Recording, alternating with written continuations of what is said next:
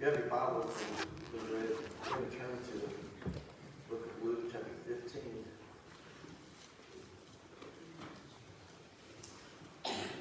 Luke, chapter 15.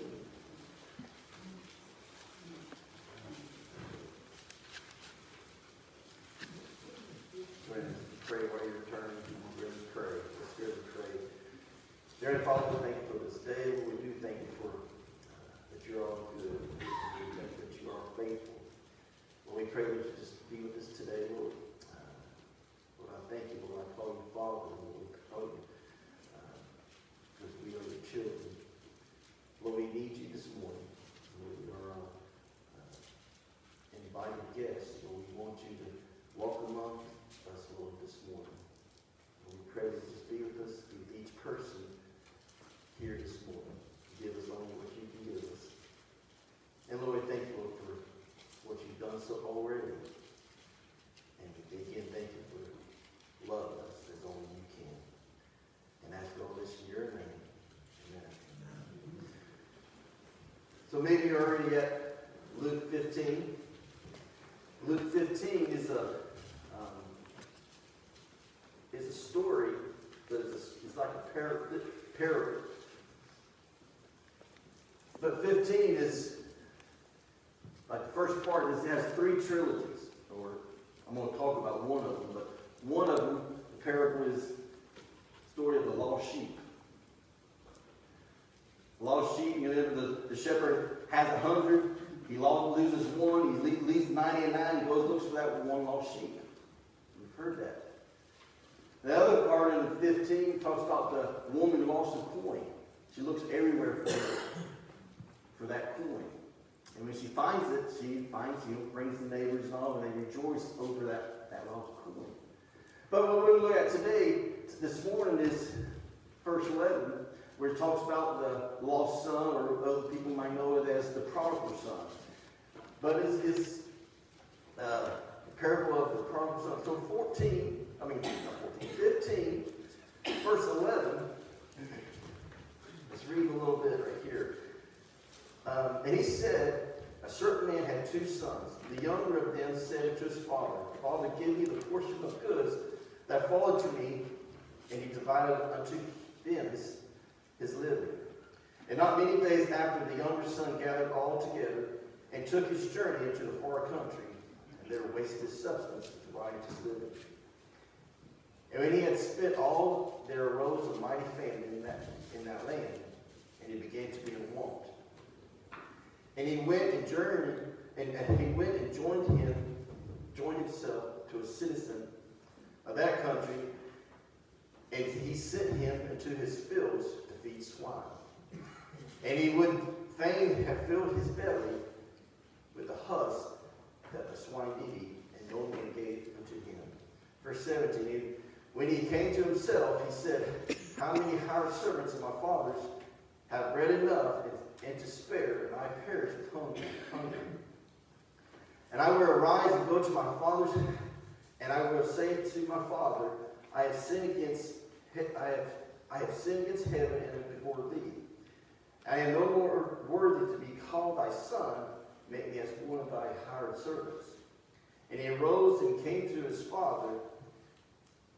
And when he was yet a great way off, his father saw him, and in compassion, and ran and fell on his neck and kissed him. So, we know the story. It goes on a little bit further, and then it talks about the older son. But just for a minute, we're going to talk about this younger brother. Talk about this brother. And you think about him, and this first part, the first 12, the younger said unto him, Father, give me the portion of the goods that fall unto me. See, we see the departure of this younger son. We see the departure. He's getting ready to leave. He's getting ready to leave the house. He says, Father, give me what's mine, because I'm going to go sow my wild oats. I'm going to go out to the far country. I'm going to go do this thing that I think I need to do. And can you see this father just for a second? I believe there might have been a tear in his eye. I believe there might have been a little heart broke. I believe he might have been saddened to see his son say, I'm going to leave. I'm going to go. I'm going to go to this far country. And granted, the far country might have been, could be the next town. It could be the next block. It could be, it's away from his father. So you can be here this morning, you feel like you're away. You're in the far country. You could be like this brother. He's away. He's in the far country. He says, give me what's due to me. Give me what's mine. Give me what's owed to me. Because I'm going to go to the far country and I'm going to live it up. I'm going to celebrate all the things I've dreamed of, all the things I've wanted to do. I'm going to do it now. I'm going to do it today. I'm going to do it now. He had the attitude of, I do what I want to do. Don't tell me what to do. I'm going to do what I want to do. And he had a kind of like a rebellious, cocky attitude. He's just thinking, because he's kind of thinking, I can do what I want to do. And you think about the debauchery of the young brother, the riotous living. He says, yeah, I got some money. So he had some friends. He had plenty of friends as long as he had the money, right? You remember how the story goes? He had the friend, he had the money. As soon as the money left, the friends left. But the riotous living, you think about that. I was trying to think about that. You think about he spent his substance on riotous living. So you think about the far country, you think about the riotous living, you think about all of that. To think about could have been, well, drinking, drugging, women, all the things that shouldn't be. But you know what?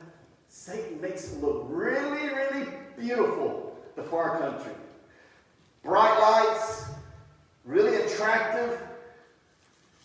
Hey, I'll be your friend. Yeah, come on down here. Got plenty of money. Very popular. But then we keep on reading. The money's gone. The friends are gone. He's still in the far country. He's still in a place that he thought he wanted to be at. You've heard this statement where it says, sin take you further than you wanted to go, keep you further and longer you want to stay, and it'll cost you more than you wanted to pay. And that's what I believe this younger brother, doesn't give the name, so we'll just call him younger brother. He said, oh man, I have it all worked out in my mind how it's going to work out. Yes, it's going to be nice. Thought it was for a little while. And to however long it took for the money to spend or for the substance to run out, the friends ran out. So we look at the despair. Well, you know, when he's in the far country, and you know, like I said, the far country can be just down the road.